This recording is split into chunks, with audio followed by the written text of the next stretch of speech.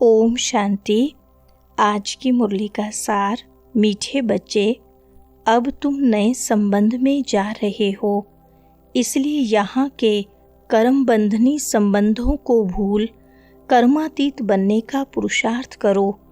प्रश्न है, बाप किन बच्चों की वाह वाह करते हैं? सबसे अधिक प्यार किन्हों को देते हैं? उत्तर है, बाबा गरीब बच्चों की वाह वाह करते हैं। वाह गरीबी वाह, आराम से 2 रोटी खाना है, हबच नहीं। गरीब बच्चे बाप को प्यार से याद करते हैं। बाबा अनपढ़ बच्चों को देख खुश होते हैं, क्योंकि उन्हें पढ़ा हुआ भूलने की मेहनत नहीं करनी पड़ती है। सुनते हैं मुख्य पॉइंट्स। पहली पॉइंट, अब बाप कहते हैं, कोशिश कर जितना हो सके बाप को याद करो। धंधे धोरी में लग जाने से तो इतनी याद नहीं ठहरती। ऐसे नहीं कि हमको नेस्टा में बैठना है। नेस्टा अक्षर भी रोंग है, वास्तव में है ही याद। माया के तूफान तो बहुत आएंगे, कोई को क्या याद आएगा, कोई को क्या। तूफान आएंगे जरूर, फिर उस समय उनको मिटाना पड़ता है कि न आए। यहाँ बैठे बैठे भी माया बहुत तंग करती रहेगी, यही तो युद्ध है। दूसरी पॉइंट, जितने हल्के होंगे उतने बंधन कम होंगे। पहले तो आत्मा निर्बंधन है। जब जन्म लेती तो माँ बाप में बुद्धि जाती है, फिर स्त्री को अडॉप्ट करते हैं। जो चीज़ सामने नहीं थी वह सामने आ जाती। फिर बच्चे पैदा होंगे तो उनकी याद बढ़ेगी। अब तुम सबको यह भूल जाना है, एक बाप को ही याद करना है। इसलिए ही बाप की महिमा है। तुम्हारा माता पिता आदि सब कुछ वही है, उनको ही याद करो। वह तुमको भविष्य के लिए सब कुछ नया देते हैं, नए संबंध में ले आते हैं। तीसरी पॉइंट, जो बहुत अच्छे हैं वह जरूर ऊंच कुल में जन्म लेंगे। तुम पढ़ते ही हो भविष्य 21 जन्म के लिए। पढ़ाई पूरी हुई और प्रारब्ध शुरू होगी। स्कूल में पढ़कर ट्रांसफ़र होते हैं ना, तुम भी ट्रांसफ़र होने वाले हो। शांति धाम फिर सुख धाम में।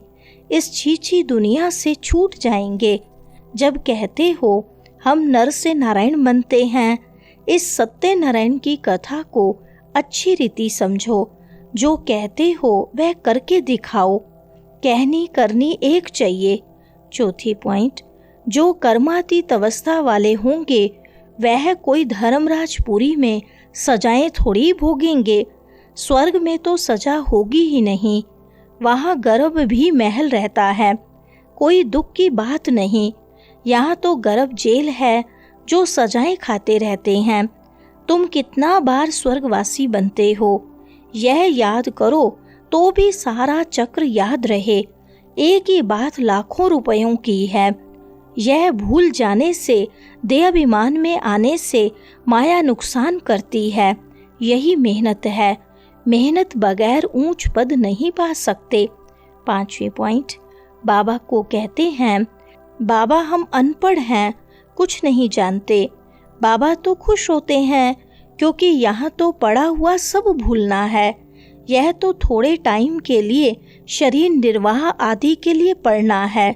जानते हो ना, यह सब खलास होने का है। जितना हो सके बाप को याद करना है और रोटी टुकड़ा खुशी से खाना है। वह गरीबी इस समय की, आराम से रोटी टुकड़ खाना है, हबच नहीं। छठी पॉइंट, बाप कहते हैं, ध्यान से भी ज्ञान अच्छा, ज्ञान से याद अच्छी। ध्यान में जास्ती जाने से माया के भूतों की प्रवेशता हो जाती है। ऐसे बहुत हैं जो फालतू ध्यान में जाते हैं, क्या क्या बोलते हैं, उन पर विश्वास नहीं करना। ज्ञान तो बाबा की मुरली में मिलता रहता है। बाप खबरदार करते रहते हैं, ध्यान कोई काम का नहीं है। बहुत माया की प्रवेशता हो जाती है, अहंकार आ जाता है। ज्ञान तो सबको मिलता रहता है। ज्ञान देने वाला शिव बाबा है। सातवीं पॉइंट, अपने को देखना है, हम दैवी गुण धारण करते हैं। कोई को देखो, अभी फर्स्ट क्लास अवस्था है, खुशी से काम करते, घंटे के बाद क्रोध का भूत आया, खत्म, फिर स्मृति आती है, यह तो हमने भूल की, फिर सुधर जाते हैं। घड़ी घड़ी के घड़ियाल बाबा पास बहुत हैं, अभी देखो बड़े मीठे, बाबा कहेंगे ऐसे बच्चों पर तो कुर्बान जाऊं। घंटे बाद फिर कोई ना कोई बात में बिगड़ पड़ते, क्रोध आया, सारी की कमाई खत्म हो गई, अभी अभी कमाई, अभी अभी घाटा हो जाता। 8वें पॉइंट, सारा मदार याद पर ही है। ज्ञान तो बड़ा सहज है, छोटा बच्चा भी समझा ले, परंतु मैं जो हूँ, जैसा हूँ, यथार्थ रीति जाने, अपने को आत्मा समझें।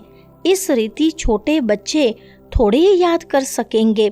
मनुष्यों को मरने समय कहा जाता है भगवान को याद करो, परंतु याद कर न सके, क्योंकि यथार्थ कोई भी जानते नहीं है, कोई भी वापस जा नहीं सकते, न विक्रम विनाश होते हैं।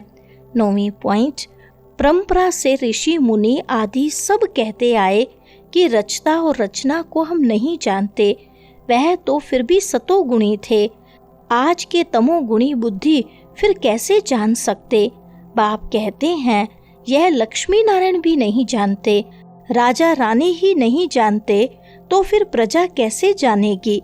कोई भी नहीं जानते, अभी सिर्फ तुम बच्चे ही जानते हो, तुम्हारे में भी कोई हैं जो यथार्थ रीति जानते हैं। कहते हैं बाबा घड़ी घड़ी भूल जाते हैं। 10वें पॉइंट, बाप को अंतर्मुख हो याद करना चाहिए ना, परंतु माया भुलाकर तूफान में ला देती है। इसमें अंतर्मुख हो विचार सागर मंथन करना है। विचार सागर मंथन करने की बात भी अभी की है। यह है पुरुषोत्तम बनने का संगम युग। बाप कहते हैं हाथों से काम करो, दिल बाप की याद में रहे।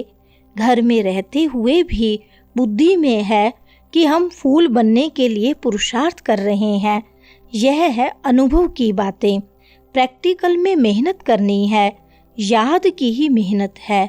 11वीं पॉइंट, इस ईश्वरीय सभा का कायदा है, जिन्हें ज्ञान रत्नों का कदर है, कभी उबासी आदि नहीं लेते हैं, उन्हें आगे आगे बैठना चाहिए। कोई कोई बच्चे बाप के सामने बैठे भी झुटका खाते, उबासी देते रहते, उनको फिर पिछाड़ी में जाकर बैठना चाहिए। यह ईश्वरीय सभा है बच्चों की, कोई भी बात में संशय नहीं आना चाहिए। भोग आदि की भी रस्म रिवाज है, इनसे ज्ञान और याद का कोई कनेक्शन नहीं है, और कोई बात से तुम्हारा ताल्लुक नहीं। सिर्फ 2 बातें हैं, अल्लाह और बे बादशाही। वरदान है, बाप की छत्र छाया के नीचे नाजुक परिस्थितियों में भी कमल पुष्प समान न्यारे और प्यारे भाव। विस्तार है, संगम युग पर जब बाप सेवाधारी बन करके आते हैं तो छत्र छाया के रूप में बच्चों की सदा सेवा करते हैं। याद करते ही सेकंड में साथ का अनुभव होता है। यह याद की छत्र छाया कैसी भी नाजुक परिस्थितियों में कमल पुष्प के समान न्यारा और प्यारा बना देती हैं।